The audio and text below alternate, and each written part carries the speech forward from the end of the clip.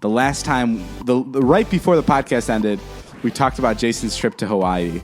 And Jason gave me permission to go to the trip. As the episode was ending, because I wanted to give the listeners something to hang on to. David is smart, and he backed me into a corner at the end of the episode at the 40-minute mark. If you didn't hear the last episode at the end, I was like, Jason had an idea, and he's like, you come to Hawaii and you shoot me with a paintball gun.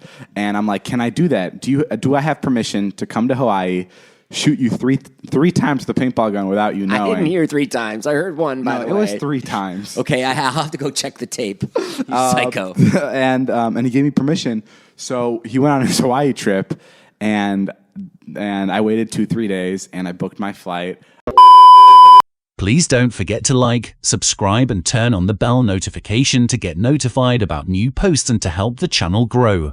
I had to talk to a lot of my friends. Everyone said no, but I found... Everyone said no? Yeah. What did they say? No one wanted it. I asked everybody, and I'm like, do you guys want to come to Hawaii? I'm paying for the ticket. Did people say, like, David, that's a bad idea. Don't go do that? No, they were just like, I don't know, man. I don't know how I feel about, going to Hawaii for so little.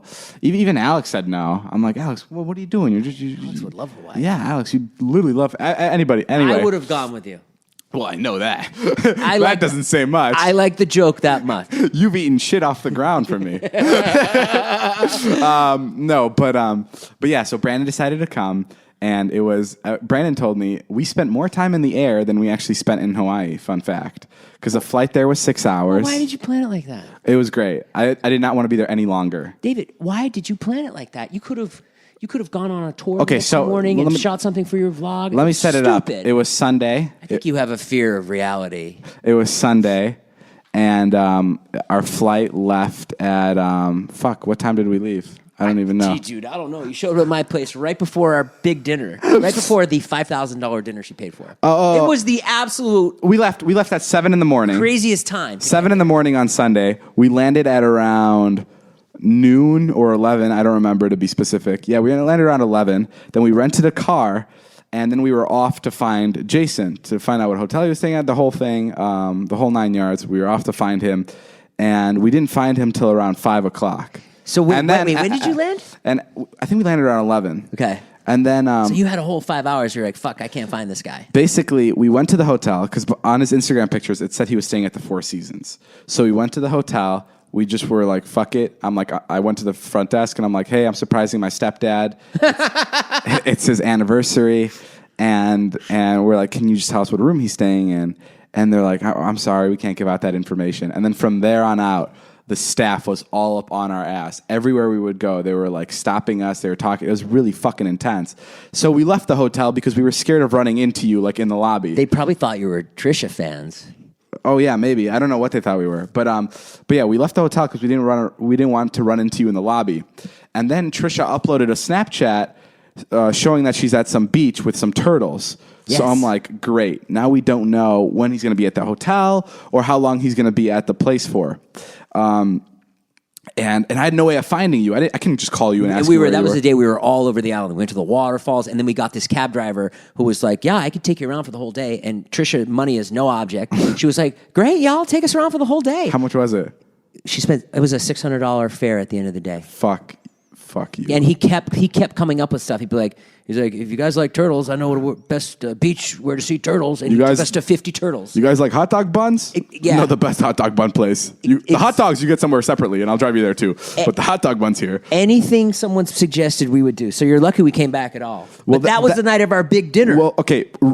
Before you left on your trip, right. Do you remember I did this? I took your phone, and I turned on your location on messages. You motherfucker. Yeah. Because we were somewhere, and I don't know where I was, but I was with Trisha, and I noticed that you had a location on. And I was like, that little shit went into my phone, and he turned my location on. Yeah, I told you I needed to borrow it for like something to do with work. I was like, I need to check How'd Snap. you unlock it? You unlocked it for me. You handed it to me. You're like, okay, fine. And I turned your location on. And you should have been a criminal. I don't know why you're a YouTuber. And I deleted our messages so you wouldn't see that I turned your locations on. And then somehow you found out. So I'm like, fuck, I don't know where he is when we're on this island. I don't know where to find him anymore because his location is off. So I knew that on Snapchat, you can, and your phone was dead, by the way. or your phone. My phone was dead. It was dead, right? Okay, yeah, good guess. So because we were out with the turtles. So we saw that your phone was dead, and I had a contact back in LA that was like messaging you saying that she had a surprise for you because she's like a PR lady, and yeah, she texted me. She's like, "Hey, you guys are at the Four Seasons. You should have told me. Next time we got a free hotel. We represent the Four Seasons. They want to send you something upstairs." Anyway, so she was texting you, and none of the messages were going through, and my messages weren't going through. So I was like, the only way to figure out where he is his Snapchat location, because Snapchat has this feature where if you allow it, your friends can see where you are when you're on Snapchat. So this is completely lucky. Illegal. And illegal. My first fucking guess at his Snapchat username and password was correct. God knows how. It was correct. I got into his Snapchat and I turned on the location on his Snapchat and I shared it with me and Brandon. And I couldn't show any of this in the vlog, by the way, because it was a long process to find out where he was. And I turned on the location, and now I was like, well, this doesn't help us, because Jason's phone is still dead, and he needs to log back onto his Snapchat to show me where he is. Because right now it was only showing the location where I was at because I just turned on the location on your phone. Right. Do you know what I mean? Right. So I needed you to log back into Snapchat, and I knew your phone was dead, so like you weren't going to do that anytime soon. So I posted on his story saying that hacked by XX God.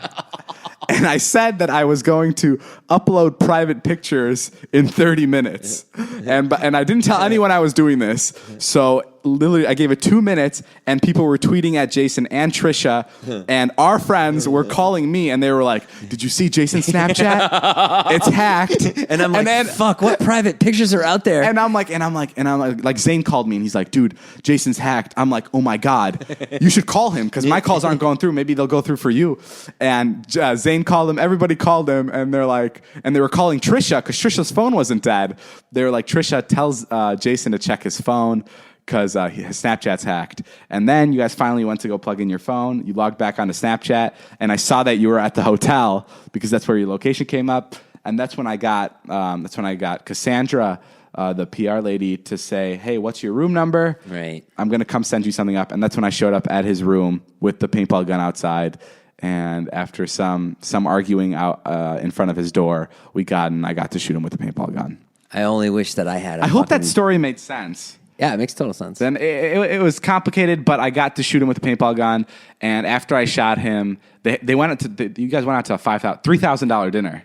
Yeah, right after, right? It was like a bachelor style dinner on the water. Gorgeous dinner. Course after course, drinks. They pre-interviewed us for the dinner. Like, what do you like? What do you not like? You guys had to go talk to the chef, right? Spoke with the chef. Fucking nuts. It was nuts. It was too much food. You were literally Trisha's like sugar baby.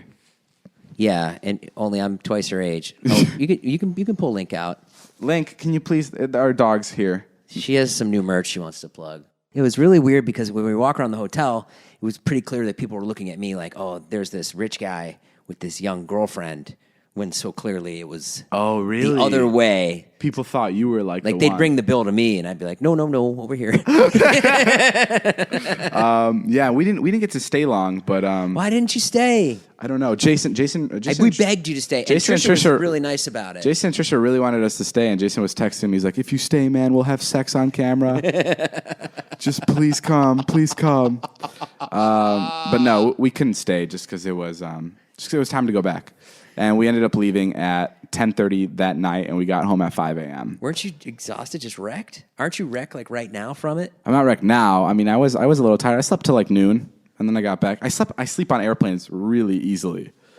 Yeah, you knock right out. That's like I was actually talking to Brandon. I think I have some kind of sleep disorder, like where I could sleep anywhere. And it's not like anything serious that I should get checked, but it just sucks because I can fall asleep at any time, anywhere. Like, that's why I'm always laying down. Like, you'll never see me sitting unless I'm, like, working. But, like, I'm always laying down if I'm hanging out. You think you're narcoleptic? Oh, is that what it is? Like, you don't just fall asleep, like, driving, do you?